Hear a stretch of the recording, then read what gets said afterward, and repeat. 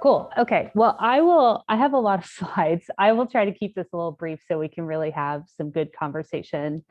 And lots of excellent material was already covered. So it's a pleasure to go after those great and really helpful presentations that have really laid out the differences between these certifications so well. So for those of you who don't know me, my name's Steph Carlisle. I'm a senior researcher at the Carbon Leadership Forum, where I lead up our LCA methods, tools, and data work. I also, before I was at the CLF, was at Kieran Timberlake, where I worked on Tally for many years. So I can answer some Tally questions too, if that's helpful. So I'm gonna recap a tiny bit the different certifications approaches to embodied carbon, although I think we've actually already covered that in a really, really thorough way. So I'll shorten that up a little bit. And then I think I was asked to join today to focus really on answering this question of where is some of this data coming from? What is the data behind the material baselines? So I can talk quite a lot about the CLF material baselines, and I can also touch on whole building LCA baselines and benchmarking, if that's helpful at the very end. So I just want to start off by sort of clarifying the way that I look at life cycle assessment data for buildings and construction is that we're currently right now really straddling two different approaches. And what we're talking about today are both of them, which is really great and really exciting. But for folks who are new to LCA and some of these tools and certifications, it can get a little bit confusing. So some of these credits relate to what we would call a material approach. So that's really relying on environmental product declarations. This is often increasingly tied to policy. And really, the material approach initially was about incentivizing manufacturers to invest in clean manufacturing practices, to put more low carbon building materials on the market. It also has really grown, I think, as EPDs have been adopted more and more. So I would say now this approach also really incentivizes contractors to actually purchase low carbon products. So we talk about it often as a procurement approach. And it also really does continue to incentivize supply chain transparency as EPDs continue to grow and improve in resolution. So as we move from reliance on industry-wide EPDs, which talk about a typical product, to much more specific transparency and declaration about what's actually going in your building. And then the building approach, which I'll just shorthand today and call whole building LCA. It's not always looking at the entire building or every life cycle stage, as we just talked about, but generally that's used more during the design stage. And it's really about looking at what your total environmental impact has been. So not just picking green products, so to speak, but really trying to understand, how am I doing? Have I really decarbonized this project or not? And so it takes a bigger holistic approach that can include using lower carbon materials, but also can include a whole range of design strategies. So luckily, the certification schemes that we're talking about are picking up on both, which dramatically increases the tools and strategies that you have as a designer at your disposal. So this is just my one slide summary of what we just covered in the last presentation. So there's 3 different credits well, this is in LEED specifically. I think this can be sometimes quite confusing. It's not always laid out as clearly as it has been in the last presentations. Kind of the original LEED credit, which is that environmental product declaration. Material credit, it's really just about transparency. Socializing EPDs, very, very low bar to entry. Could be a product-specific EPD, could be an industry-wide EPD. So this is really just about getting people a little bit more familiar with this concept, but doesn't really say anything about whether it is a low-carbon material or not. Then the procurement of low-carbon construction materials, that's the pilot credit that was just talked about. And so this is where you actually are gathering and reporting some of the EPD data and numbers from specific products and quantities in your building and comparing them to an objective baseline. And that's when you're going to be referencing the CLF material baselines. And then the building life cycle impact reduction credit, often just called the whole building LCA credit, which is really about running a model, finding reduction strategies, and then reporting them. And the tricky thing, of course, if anyone has engaged in that credit, and a thing that I know LEED has really struggled with over time, is how to make sure that that credit is either tracking or actually incentivizing real carbon reductions, because it relies on a self-created baseline or comparison. So we'll kind of end there and talk a little bit about how that credit might evolve in the future. So the CLF publishes material baselines. We just put out a new version in February that hopefully you'll check out and make use of. The goal here is to provide a rough order of magnitude of embodied carbon impacts per material category and class, and also to reflect this sort of significant variability that happens across categories. So the material baselines are used in the EC3 tool. You can see them visible when you look up specific products, but they're also useful for a lot of folks who are not using EC3. And it's one reason why we really made them was that as the EC3 database continues to grow and change and be dynamic as products are added in real time, it's really useful to sometimes have some slightly more static baselines that are not changing from week to week, so that you can track during your project an understanding of what is typical production for concrete, what is a typical number, and what is a range of variability for hot rolled steel or for tube steel or for plate, et cetera.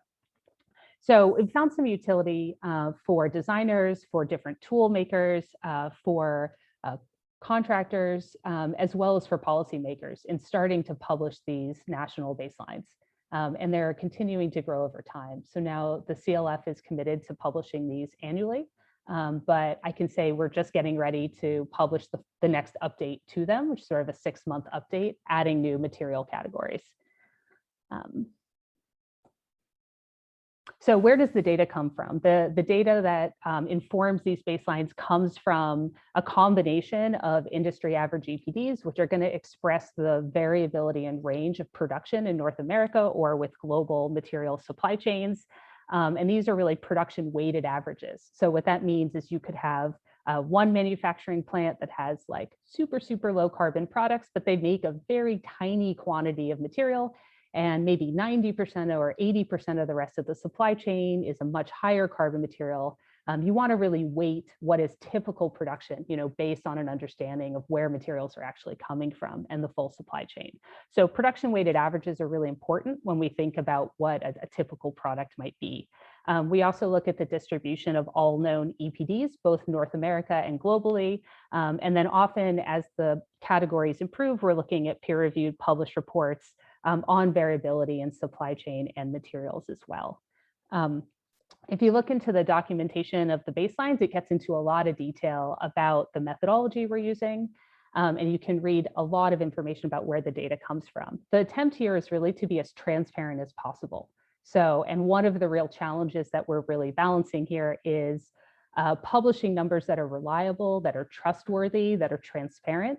And for some categories, there's just much, much more data than for others. So what we're trying to do with sort of method 1, 2, 3 is be really clear about how robust is the data behind that number. And you can know that when you're using something with method number 1, it's based on industry average production weighted data. There's many product specific EPDs, and we feel really, really good about those numbers. And they're probably not going to change as much.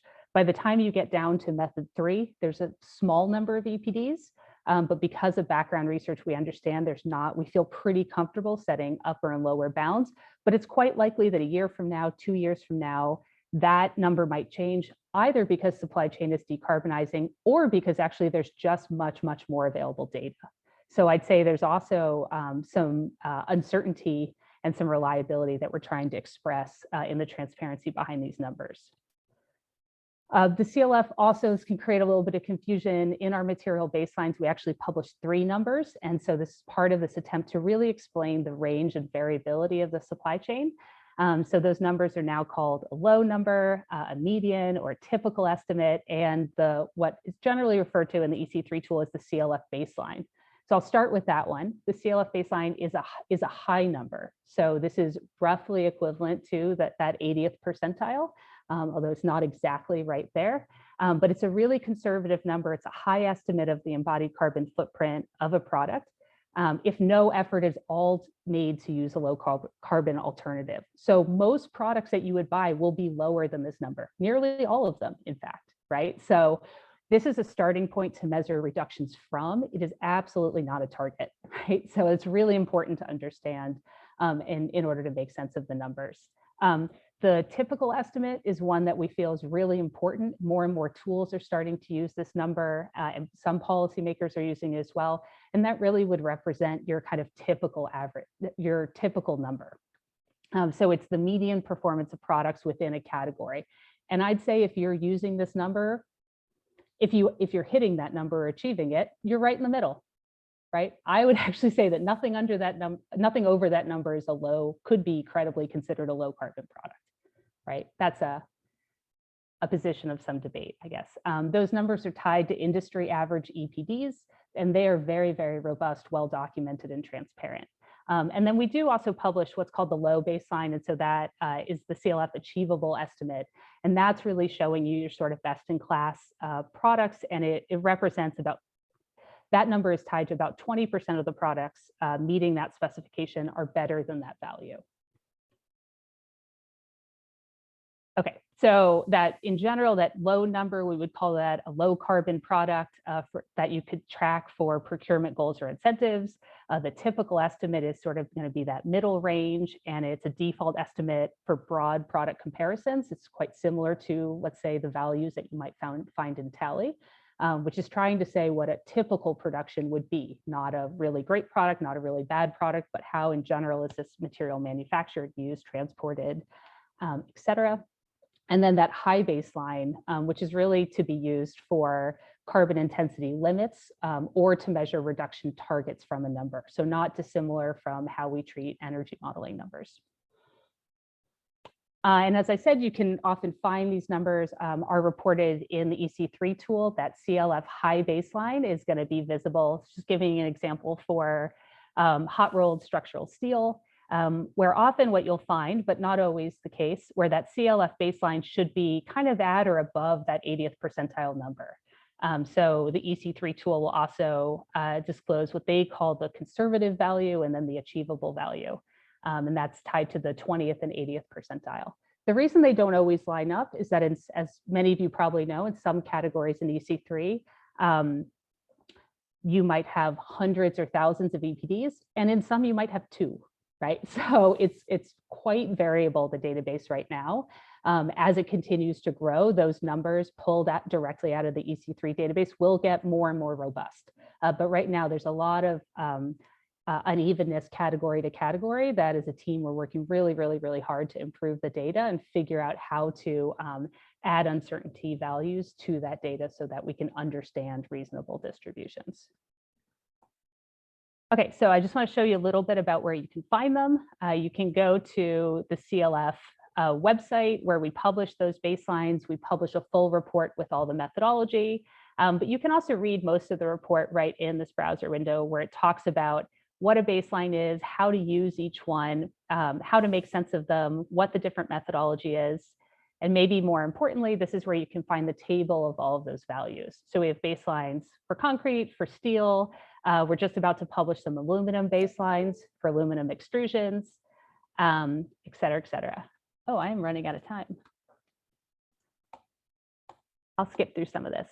So I'll just talk super briefly about the building approach very, very quickly and then stop there. So just to clarify, material baselines, building baselines, not the same. CLF actually does publish both, so it can be a little bit confusing.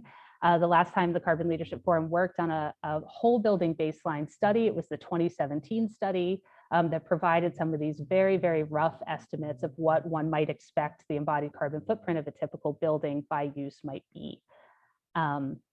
So there's a lot of challenges that I maybe won't get into now about setting those material baselines. Let me just skip ahead.